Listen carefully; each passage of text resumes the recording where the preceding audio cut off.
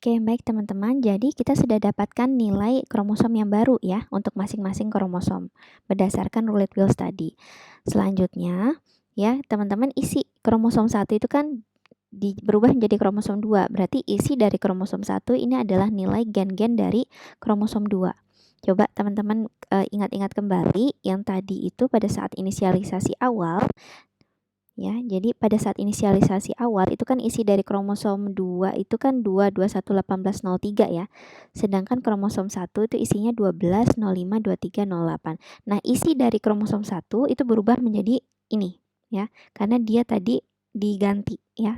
Oke, proses selanjutnya teman-teman adalah proses crossover atau persilangan. Nah, di proses ini teman-teman harus menentukan terlebih dahulu berapa crossover rate-nya gitu ya, berapa nilai Rho-nya di sini ya, crossover rate.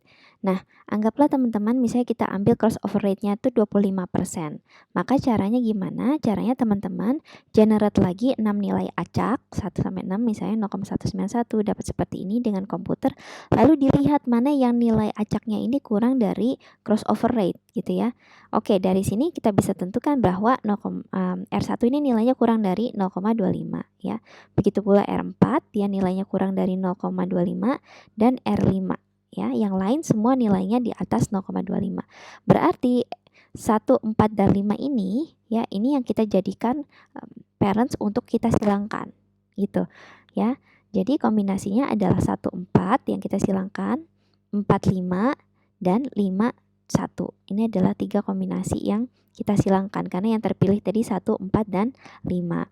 Nah, kemudian kita perlu menentukan kan kita potong di mana kan gennya itu ya, sehingga karena kita mau silangkan maka kita harus menentukan cut positionnya gitu. Gambarnya kan seperti ini ya, tadi kromosomnya itu seperti ini gitu ya kromosomnya.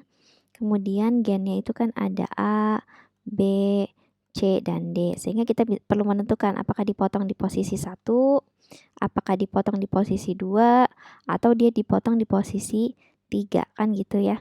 Oke, maka kita ambil generate lagi 3 random numbers ya.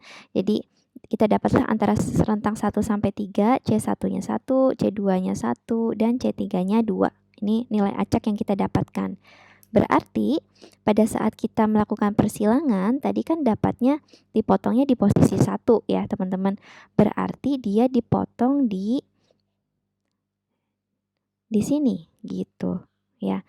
Jadi kita pertahankan 0,2, sisanya adalah dari sini ya, karena kita potong di sini. Jadi kita ambil ini dan kita ambil bagian ini. Lalu untuk kromosom 4 dikali kromosom 5, maka ini kita potong tadi dapatnya di mana? Di 1 lagi ya.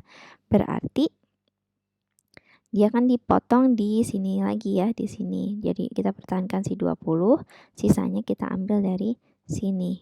Karena ini dipotong di sini gitu. Kromosom 5 di kandang kromosom 1 tadi dapatnya di 2. Berarti kita potong dia di posisi kedua, yaitu di sini. Sehingga dapat 10,04 dan sisanya adalah 18,03. Gitu teman-teman, itu proses persilangan. Nah, berarti kita update lagi di populasi. Kromosom 1 ya berubah lagi ya menjadi tadi hasil persilangannya 0,2, 0,5, 17 dan 0,1. Kromosom 2 karena tidak kita silangkan maka tidak ada perubahan. Kromosom 3 tidak ada perubahan, kromosom 4 kan kita silangkan ya, teman-teman. Maka hasilnya berubah menjadi 20, 04, 13, 14. Kromosom 5 berubah menjadi ini 10, 04, 18, 03 ya.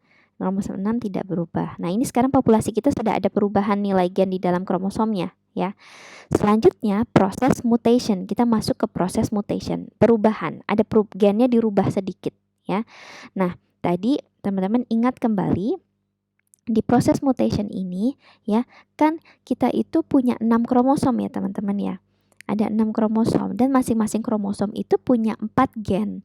Sehingga jumlah gen yang bisa kita ubah di dalam populasi itu ada 4 dikali 6 ya. 4 gen untuk setiap kromosom dan kromosomnya ada 6 sehingga 24 jumlah total ya, gen yang ada di dalam populasi. Berarti kita harus menentukan gen nomor berapa, gen nomor berapa yang mau kita mutate, yang mau kita mutasi. Maka kita generate lagi nilai random dari 1 sampai 24. Dan juga kita tentukan berapa nilai mutation rate-nya. Kalau kita pakai mutation rate 10%, ya, berarti nanti kita hitung ya 0,1 atau 10% dari total 24 itu berapa? Ternyata dia mendekati nilai 2.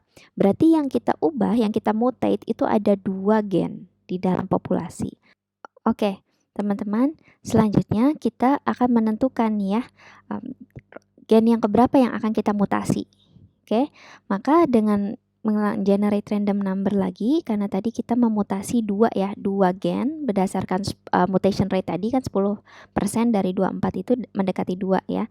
Kita dapatlah 2 nilai acak yaitu 12 dan 18 menggunakan komputer. Oke, berarti posisinya di mana nih teman-teman? Kita hitung ya. 1, 2, 3, 4, 5, 6, 7, 8, 9, 10, 11, 12. Oh, berarti ini adalah posisi ke gen ke-12. Nah, posisi gen ke-18 itu ada di sini. Di kromosom 5 ya. Ini 13, 14, 15, 16, 17, 18 kan ya. Nah, nilainya diganti apa? Nilainya diganti nilai acak antara 0 sampai 30. Kenapa sampai 30? Karena kita tadi sudah menrestriksi, menentukan bahwa nilai ya A, B, C, D tadi itu kan ada di rentang 0 sampai 30.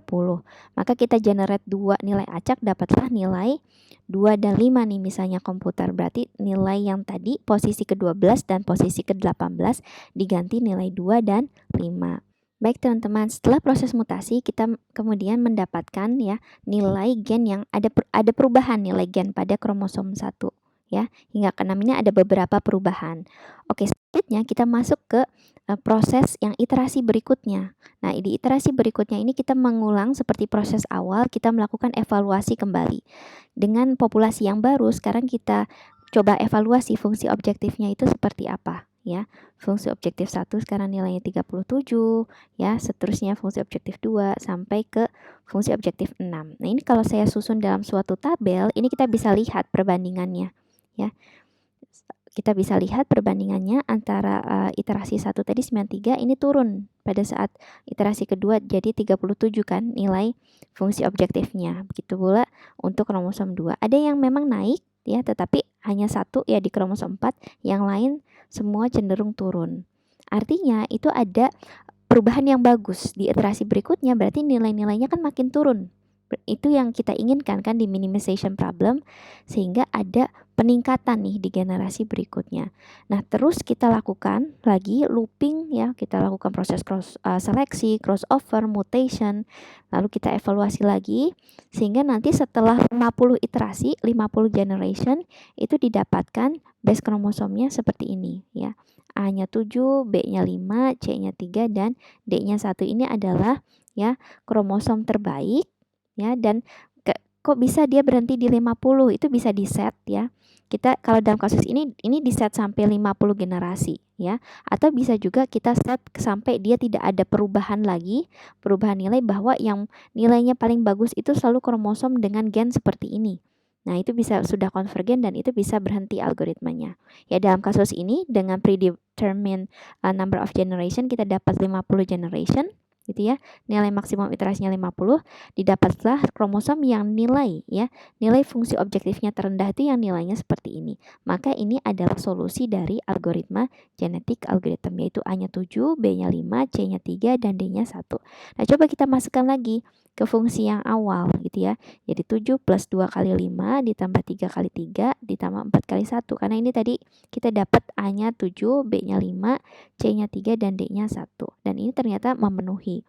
Oleh karena itu adalah solusi yang dikeluarkan dengan menggunakan pendekatan genetik algorithm.